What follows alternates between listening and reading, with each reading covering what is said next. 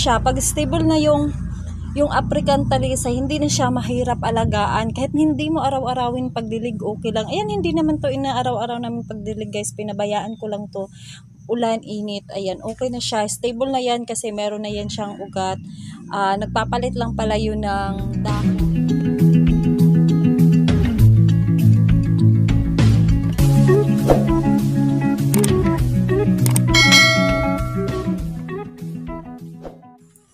Hello everyone, it's me again, Yura, and welcome back to our YouTube channel. For today's video guys, ay mag-a-update lang tayo sa mga pinopropagate ko na horsetail, African talisay, yung photos natin na silver lily, tapos ihagip na din natin ang ating mayana. So, kung bago ka pa lang sa aking channel, huwag nang kalimutan mag-subscribe at pindutin na din ang notification bell para lagi kang updated sa mga video na ipopost ko. So, tara na guys, umpisahan na natin. Pakita ko na sa inyo yung mga, tawag din siya, yung mga pinopropagate ko. Ayan, mag-a-update lang tayo.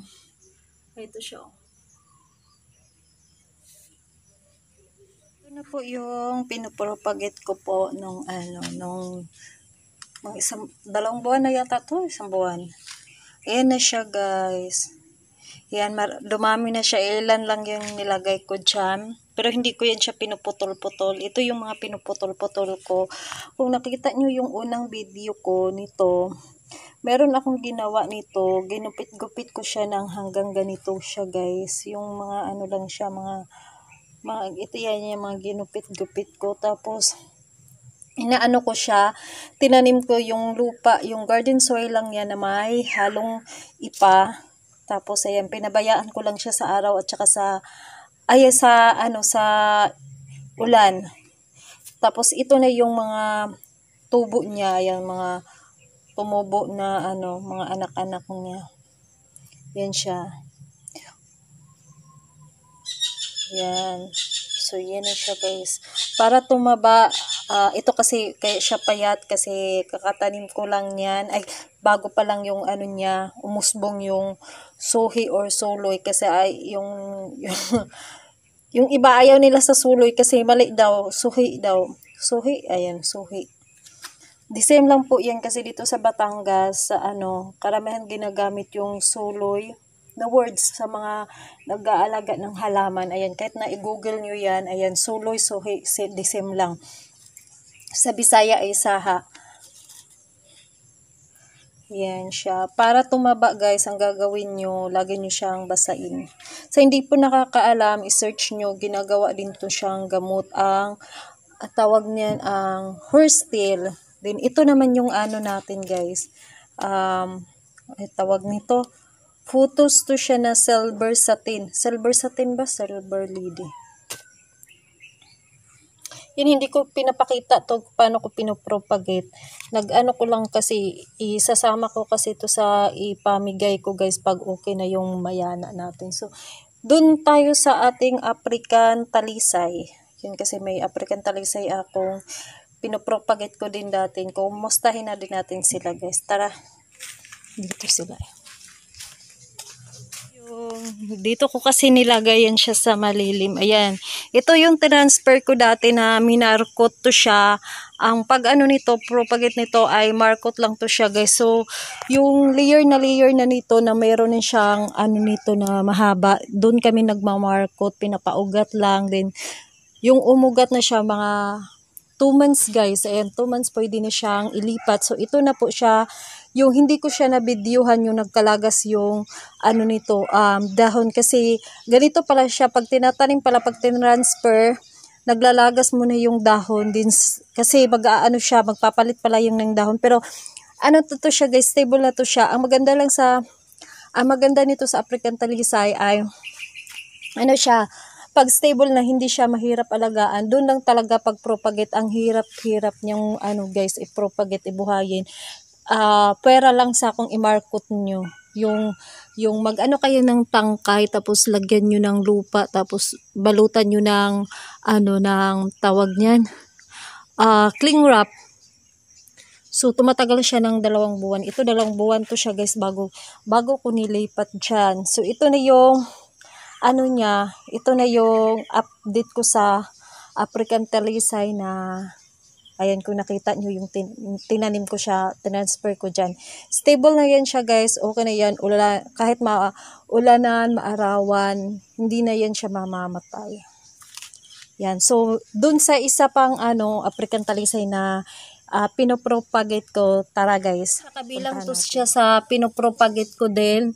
Yung iba kasi nabigay ko na, yung sa tinanim ko kasi ilan lang ang tumubo doon. Kaya yung sabi ko sa inyo, mahirap i-propagate ang African talisay dahil kaya siya mahal dahil yun nga, mahirap siyang i-propagate. So ito siya, meron na itong may-ari guys, sorry ha. Hindi ko maibigay kasi yung tatlo na ibigay ko na. So, ayan, magpropagate na lang ako ulit. So, hindi pa pwede kami mamigay ng African talisay dahil kinalbo nga dahil nagbagyo, kailangan kalbuhin. Ayan na siya. Ayan na siya. May ugat na din yan. Stable na din yan siya kasi, ayan. Ayan. Pag magpropagate kayo ng African talisay, guys, lagi nyo siyang diligan. Kasi, ang bilis niya kasing magdadry yung, niya, yung steam niya, so mas maganda lagi niyo wait. So yun lang guys, ito naman yung natin, yung pusa ko, may buntis yan siya, ang tawag na ito naman yung ating tawag niyan, ano ba tawag nito, peace lily. Ayan, kinalbo ko siya, kay kunti na lang yung dahon kasi nung pumunta ka, nag-Christmas kami dun sa guys, napabayaan siya sa init, so kakatanim lang, pag kakatanim lang, wag niyong ibilad sa init kasi ang resulta ay magiging ganito. Ayan, nasusunog sila. Mas okay yung ilagay niyo muna sila sa malilim. So yun lang guys. Ito din yung ating mayana. Ayan. Ito naman guys, sa mayana ay madali lang siyang buhayin. Hindi siya mahirap din i-propagate, paramihin at alagaan. Basta lagi nyo lang siyang diligan at i-full of sunlight nyo kasi ito sila guys ay mahilig talaga to sila sa tawag niyan sa tubig at saka sa araw. Yan, ako nagdidilig ako nito 3 times a day, pero pag 2 to 3 ganyan ako guys. Pag bagong tanim, ito kasi mga bagong tanim lang, mga 4 na bisis, ganyan ako nagdidilig sa kanila. So check natin nga guys kung meron na bang ugat. Ito kasi mga 4 days, 5 days, may mga ugat na yan siya eh. Ayan, ito pag inaano siya, pag matigas, yan, pag matigas yan, meron na yan siyang ugat. Means niyan yung ugat ay kumakapit na doon sa ating tawag niyan, lupa. So, ayan. Kakatanim ko lang nito guys. So, wala pang 1 week, may mga ugat na siya. So, tanim natin ulit yan. Kasi, sayang. Baka mamatay. Ayan. Ito din. Check natin. Ayan. Pag ginaganon nyo guys, matigas, means niyan may ugat na yan. Ayan oh. Hanap tayo yung yung halaman na like ito. Check natin to ha. Pag hindi tayan siya matigas, means niyan wala pa yung ugat, hindi pa kumakapit. Ayan. Wala pa yung ugat. Kasi siya guys ayan oh. Madali lang bunutin. Yan yung ko guys tawag niyo siya, palatandaan ko. Pag ginanon nyo, hindi siya matigas, it means niyan wala pa yung ugat.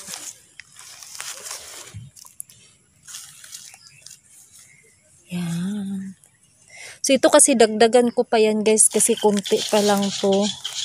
Yun nga, kailangan ko pa ng rice hull para magtanim ulit. Kasi ilan lang yan. So, marami pa akong idadagdag niyan para ipamigay. May mga January na tayo guys, mag-start ng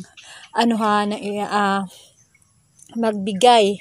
Kasi nga, ayun nga, ilang araw na lang January na. Pero, tignan nyo na din guys yung post ko sa sa page natin, Yura PH channel. Ayan, magpo-post ako nun. So, ang gagawin ko kasi guys, kasi sinabi ko dun sa vlog ko na bawat tao bigyan ko ng 3 or 4 na mayana. So, ang gawin ko na lang guys, imimix ko na lang mayana, silver photos, tapos at saka ito. Ayan. So, yun lang guys. And please don't forget to subscribe my YouTube channel. Bye-bye. Yun o. Bye-bye.